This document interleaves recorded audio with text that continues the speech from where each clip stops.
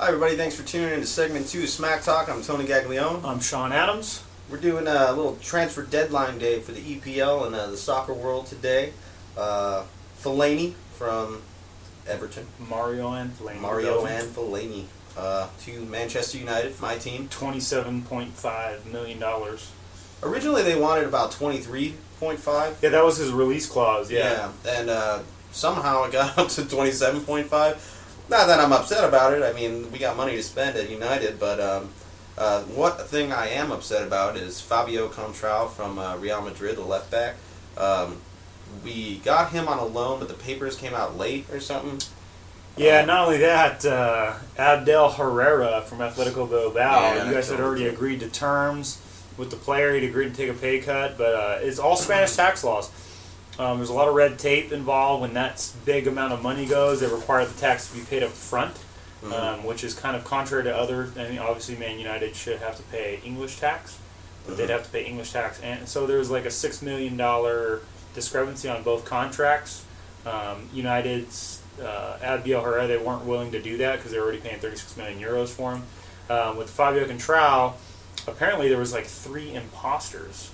Yeah, I heard about that. Interrupted the deal, and that could have been what caused the papers to be late. But unfortunately, in the transfer deadline world, transfers can be announced after the deadline ends as long as the paperwork was started prior to the deadline. Unfortunately for Man United, because of the whole situation, the papers weren't officially filled out. It makes you wonder, like, this is a cutthroat business. All sports are cutthroat businesses. So, do teams pay these people to go mess stuff up? I mean, it's ridiculous.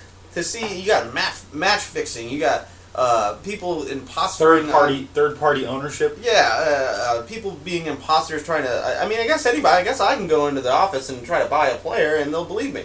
Yeah, I'm a sports agent. Yeah. You don't have to show your credentials or nothing. Yeah.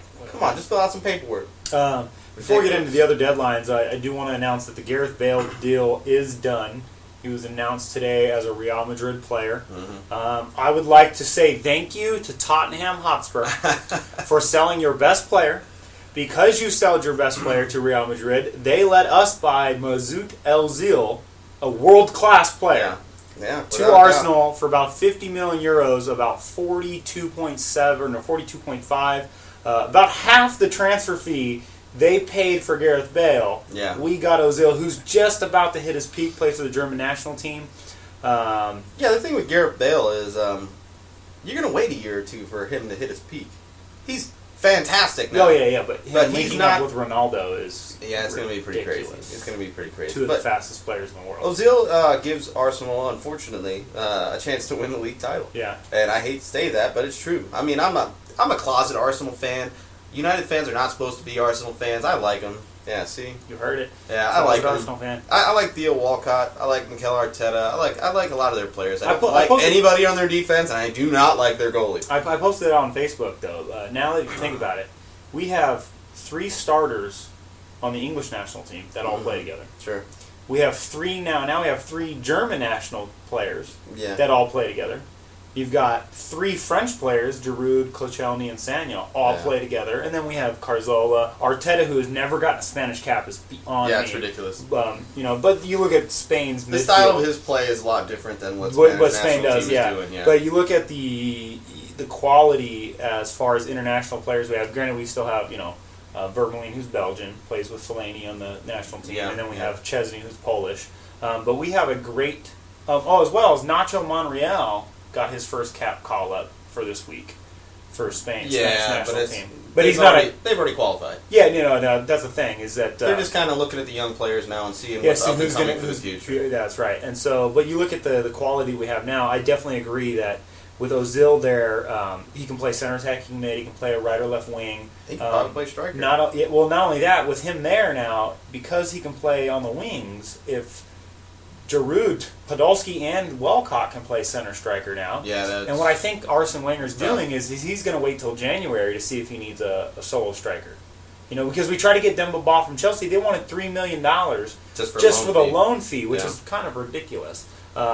Speaking of current top of the table. Liverpool did a great job of strengthening their already. They're already 3-0 in the season. They've got 9 points. They're on top of the table. They got Victor Moses on loan from Chelsea. Yeah. They got Mohamed Sakho, the defender from PSG. Mm-hmm. They loaned it because, this is funny, because Brendan Rodgers said he tapped Fabio Borini to star at Liverpool, and then he goes and loans them out to Sunderland because obviously with Sturridge doing so well, Suarez is going to be back in 2 weeks. You don't need him.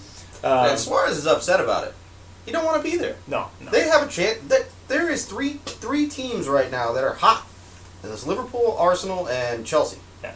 And those three have a chance to win the title as far as right now. Man City, what happened to Joe Hart? I think he's falling off the wagon, dude. Come on. I think he's falling off the wagon. You let up 3 to Cardiff City? Yeah. I mean, okay. You know, the thing with Liverpool is that I think this is now they see they've got a great start to the season. I think they saw this as now's the time. We have to strengthen the squad to guarantee that. I mean, it's very likely they finish Champions League places. I'm sorry for Tottenham. Yeah, they're not going to finish in the Champions League. But you're not going to finish You sell Champions Gareth League. Bale, you sell Clint Dempsey. You're not in the Champions League. Yeah, especially with Liverpool being back to where they should the be. Euro League now because Yeah. that's where you'll be next year. Yeah, exactly. You know, I'm sorry, but we're back to the big five. You know, Man City, Man U, Arsenal, Chelsea, and Liverpool are back. Other news around the world, there's a lot of loan deals that went through at the last minute. After Everton sold Fellaini to Man United that we talked about, they got Gareth Bale, or Gareth Barry, not Gareth Bale, Gareth Barry from Man City. They also got Romeo Lukaku, which is a great loan deal from Chelsea. They also got James McCarthy from Wigan. It was reported as a loan. I've read that it's actually a deal.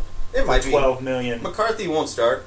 McCarthy is going to start. You think so? Yeah, I think Lukaku, Gareth Lukaku Barry, definitely. And Gareth Barry's getting paid like an obscene amount of wages. I mean, it's like supposed to be $100,000 a week or That's something. that oil sheet The money, guy bro. is not that good for $100,000 a week.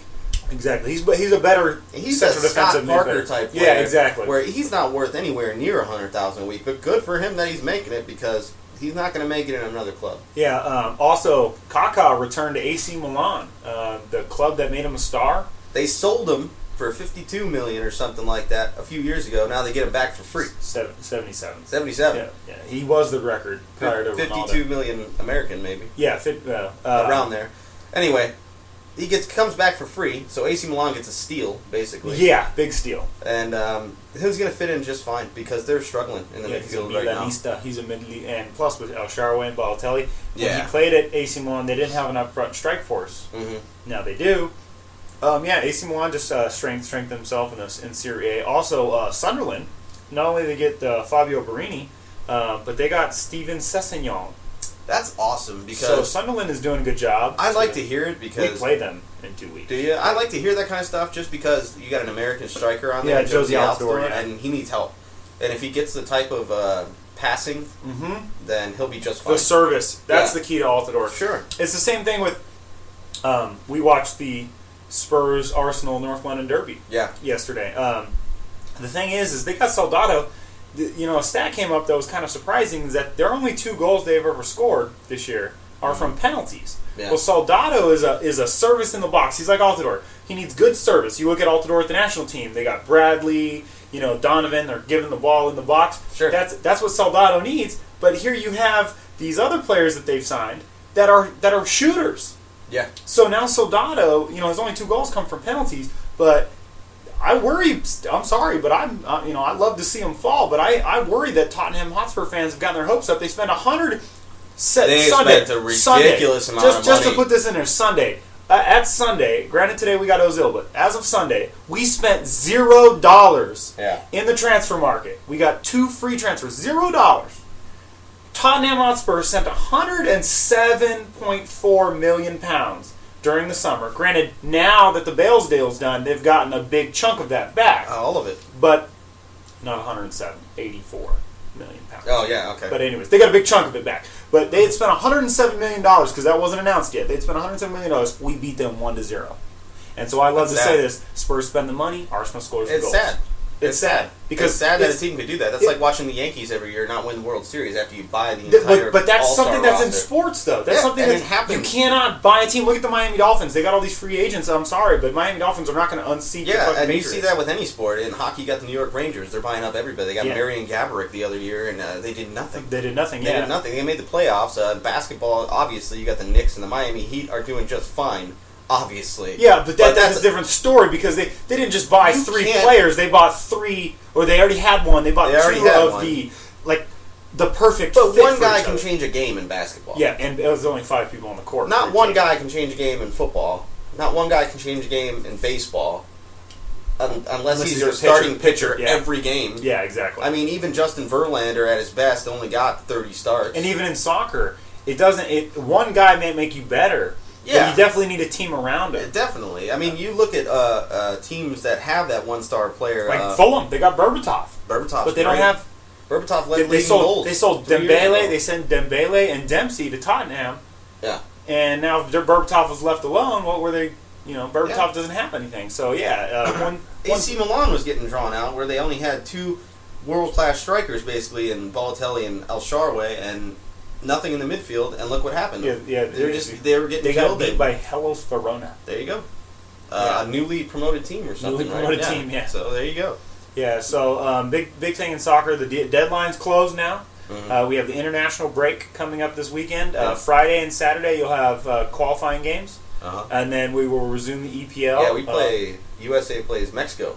Which is a huge game. Huge game. This weekend. I mean, USA is going to qualify for the World Cup. That's what it looks like, and we're still on our winning streak after coming back. We're going to beat Mexico, and we're going to guarantee that we're in. I hope so, because we're still at we're an 11-game winning streak now after beating Bosnia. The only bad news is that Altor might be hurt, but Eddie Johnson will get the start. Hey, ain't nothing wrong with Eddie Johnson. Eddie Johnson's quick.